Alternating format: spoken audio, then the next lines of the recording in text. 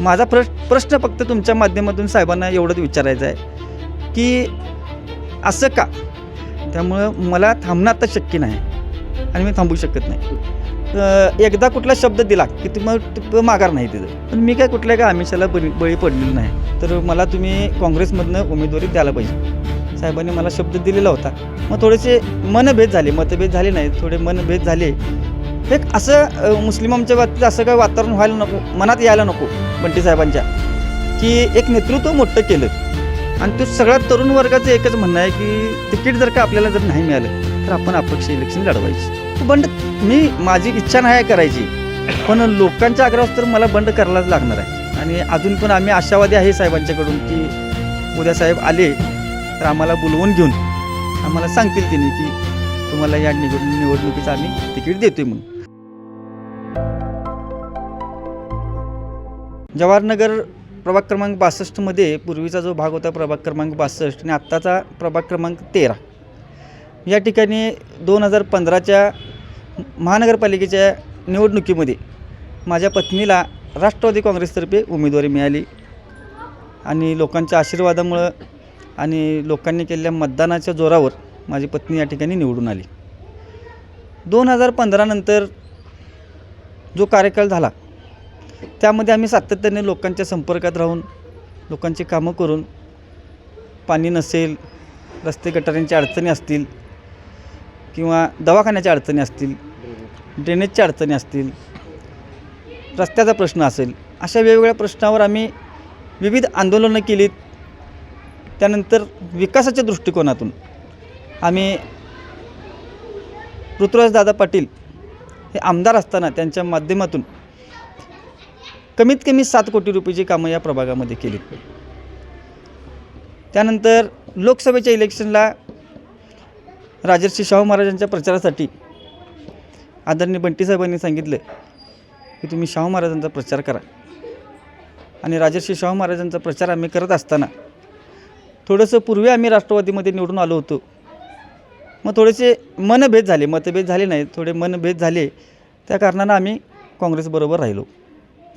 काँग्रेसबरोबर राहिल्यानंतर मी आधीच बंटी साहेबांना सांगितलेलं की साहेब मी राष्ट्रवादी सोडून येतो आहे, तर मला तुम्ही काँग्रेसमधनं उमेदवारी द्यायला पाहिजे. साहेबांनी मला शब्द दिलेला होता आणि त्या शब्दाच्या आधारावर आम्ही त्यांच्याबरोबर प्रामाणिकपणे काम करत राहिलो. अजून पण आमचे नेते आदरणीय बंटी साहेबच आहेत आणि ऋतुराजदादा पाटील हे सुद्धा माझे आमदार आहेत, पण नेते आमचे हे दोनच आहेत. आणि ह्या दोन्ही नेत्यांच्या पाठबळावर आम्ही या ठिकाणी काम करण्यात यशस्वी झालो. पहिली यादी जाहीर झाली आणि त्या पहिल्या यादीमध्ये आमचं नाव नाही.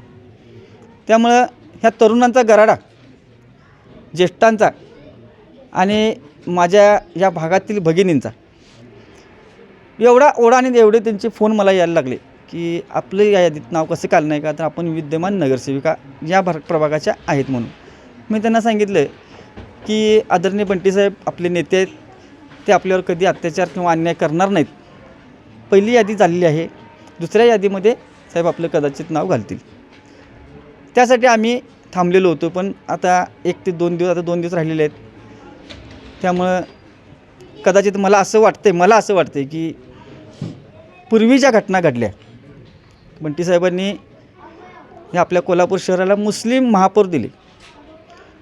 हे महापौर देत असताना एक नेतृत्व तयार बंटी साहेबांनीच केलं असं मला वाटते.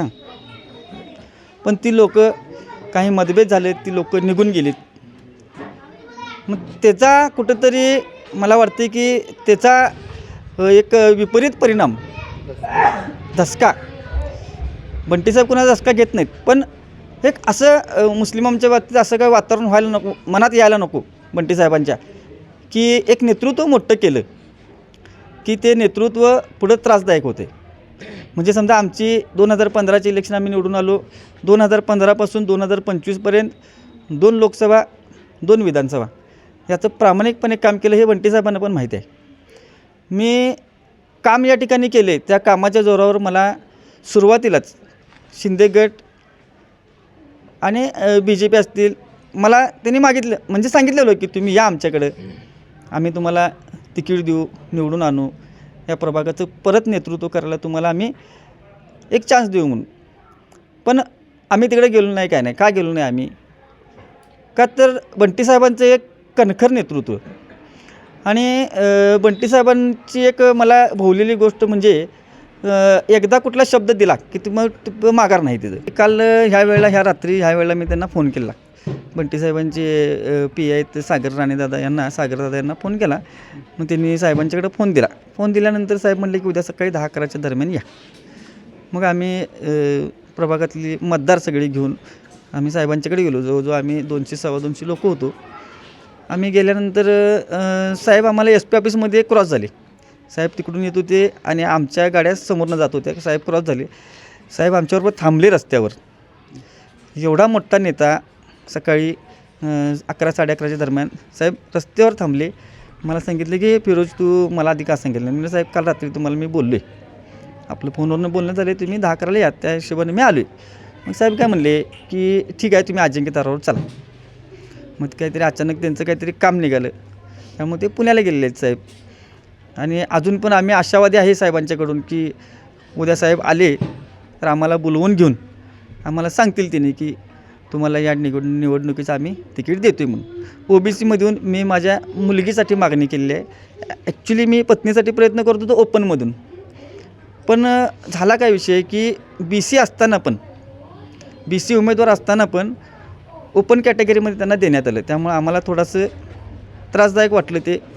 मग त्याच्यानंतर आम्ही काय केलं की ठीक आहे आता ओपनमध्ये साहेब तुम्हाला अडचण नको, तुम्ही डिक्लेअर केला असलेला ओपनमध्ये आम्ही OBCमधून उभारतो. मग आम्ही OBCमधून माझ्या मुलगीसाठी तिकिटाची मागणी केली आहे. 2015पासूनच मी काय राजकारणात किंवा समाजकारणात नाही.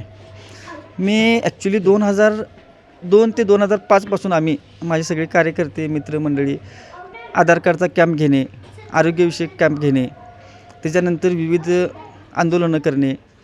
त्यानंतर मला OBC उपाध्यक्षपद एक 2007-08च्या दरम्यान मिळालेलं होतं. अशा विविध कार्यातून आम्ही काम सतत 2002 ते 2005पासून आम्ही समाजकार्यात आहे, राजकारणात नाही. मला पण विविध प्रलोभने दाखवण्यात आलेली होती. मला पण सांगितलं गेलं होतं की तुमचा निवडणुकीचा खर्च पण देऊया, निवडून पण आणूया. पण मी काय कुठल्या आमिषाला बळी पडलेलो नाही.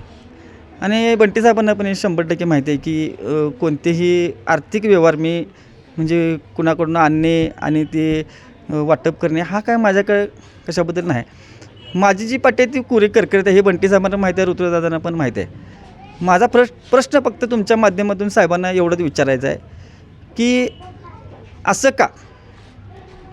जर माझी चूक असेल, कुठल्याही गोष्टीच्या बाबतीत जर चूक असेल तर साहेबांनी मला सांगायला पाहिजे की फिरोज तुझं ह्या ठिकाणी चुकतं आहे म्हणून, आणि हीच चूक आहे त्याच्यामुळे मी तुला तिकीट देऊ शकत नाही.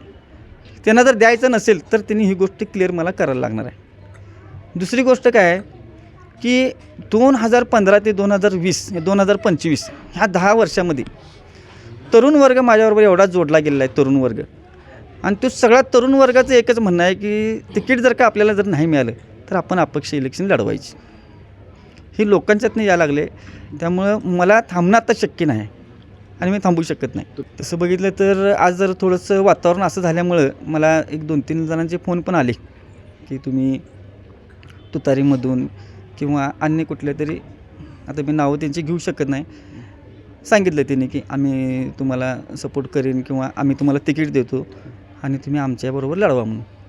पण माझा तरी काय तसा काय विचार काय नाही आहे. जोपर्यंत साहेब मला निर्णय देत नाहीत बंटी साहेब, तोपर्यंत मी कोणताही निर्णय घेणार नाही. बंड माझी इच्छा नाही आहे करायची, पण लोकांच्या आग्रहावर तर मला बंड करायलाच लागणार आहे. का तर 2025 ते 2030 हा 5 वर्ष थांबण्याचा जो कालावधी आहे मी थांबू शकत नाही ना. त्यावेळी 5 वर्ष मी थांबूच शकत नाही. मी जर 5 वर्ष थांबलो की परत मला लोक विसरून जाणार ना सगळी. 5 वर्षाचा कार्यकाल फार मोठा आहे आणि मी थांबूच शकत नाही ना. हो, आणलेलं आहे की फॉर्म विकत आणलेला आहे. उद्या मी फॉर्म भरतो आहे आणि माझ्या वकिलांशी पण माझं सगळं बोलणं झालेलं आहे. मी उद्या फॉर्म पण भरत आहे माझ्या मुलगीचा OBCमधून. कसं एक टाईमलाईन असते, या टाईमपर्यंत मी वाट बघेन आणि तुम्हाला मी जाहीर करेन. तुमची टाईम ठरली आहे? आज साहेब आता पुण्याला गेले आहेत. मी साधारणपणे 8:30च्या दरम्यान साहेबांना फोन करणार आहे. साहेबांनी जर मला जर सांगितलं की उद्या मी येतो, आपण चर्चा करून म्हटली तर ठीक आहे. नाही तर मी साधारणपणे 12 नंतर उद्या जाहीर करणार आहे आपली अपक्ष उमेदवारी.